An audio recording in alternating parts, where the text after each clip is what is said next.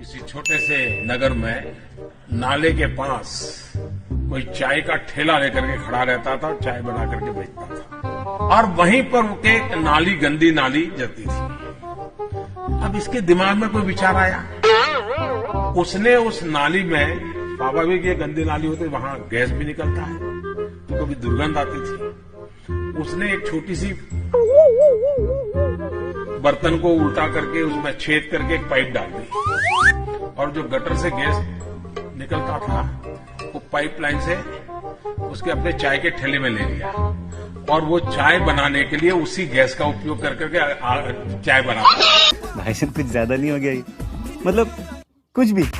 शायद देश में शायद क्योंकि कोई हो सकता है, मुझे मालूम नहीं, मैंने पहली बार डिजिटल कैमरा का उपयोग किया था 87-88 में शायद।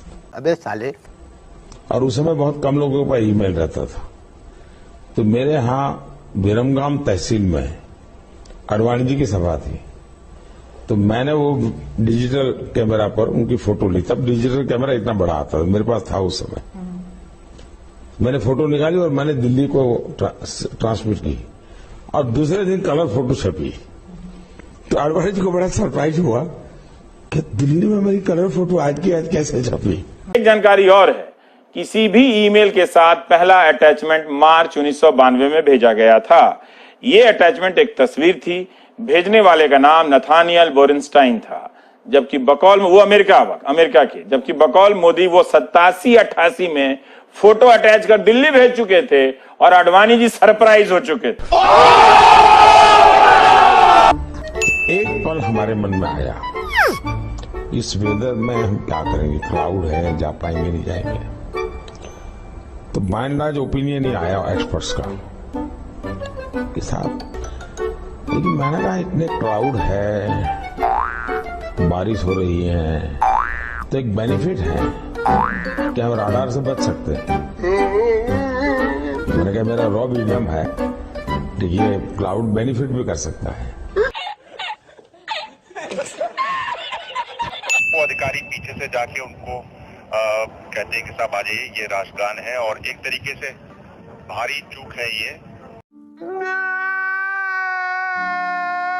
भारत के 600 करोड़ मतदाताओं ने 2014 में 2014 में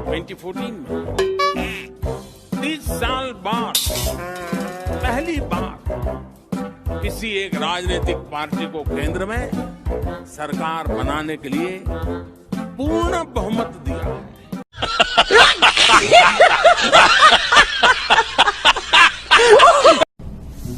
कि हमारे गांव में जो बड़ी आयु के लोग होते हैं ना, 70, 80, 85, 90 साल के लोग, तो सर्दियों में आप देखेंगे तो अक्सर कहते हैं कि पिछली बार से इस बार सर्दी ज्यादा है, ऐसा कहते हैं ना। हम मालूम है, तेरे बाप को मत सिखा, चल। नो। एक्चुअली सर्दी ज्यादा नहीं है, उनकी उम्र बढ़ने के कारण उनकी सहने की शक्ति कम हो गई है, इसलिए उनको सर्दी ज्यादा महसूस होती है। तो परिवार के जो बुजुर्ग लोग हैं वो कहते हैं, भाई जो पिछली बार इतनी सर्दी नहीं थी, इस बार सर्दी ज्यादा हो गई। वैसे ही ये क्लाइमेट चेंज नहीं हुआ है, हम चेंज हो गए। अगर आपके जी टीवी स्टूडियो के बाहर कोई पकौड़े बेचता है और शाम को 200 रुपया कमा करके घर जाता है, उस व्यक्ति को आप रोजगार मानोगे कि नहीं मानोगे कि नहीं? नहीं। और आभार कैसे व्यक्त करेंगे? ताली बजा करके, थाली बजा करके, घंटी बजा करके।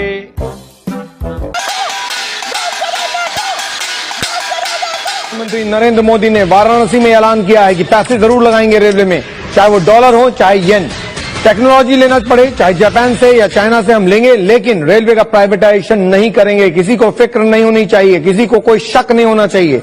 अगर कोई भी बात इस तरह की जा रही है तो महज अफवाह है और अफवाहों का कोई सिर पैर नहीं होता। वाराणसी में प्रधानमंत्री नरेंद्र मोदी का बड़ा बयान कि रेलवे का प्राइवेटाइजेशन नहीं।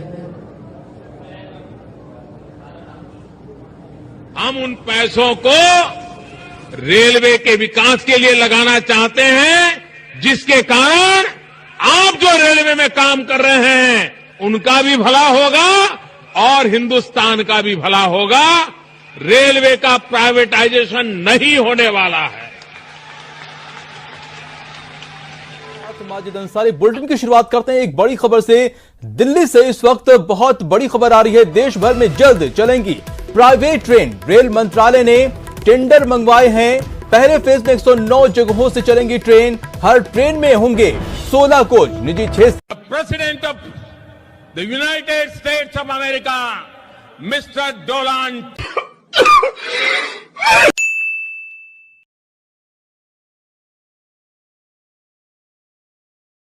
ये नफरतें जो फैल रही हैं हिंदू और मुसलमान में, हमें रशिया नहीं मार सकता, हमें अमेरिका नहीं मार सकता, हमें कोई मुल्क नहीं मारेगा। हम अपने मुल्क को खुद मारेंगे जब हम हिंदू और मुसलमान एक दूसरे को गले नहीं लगाएंगे।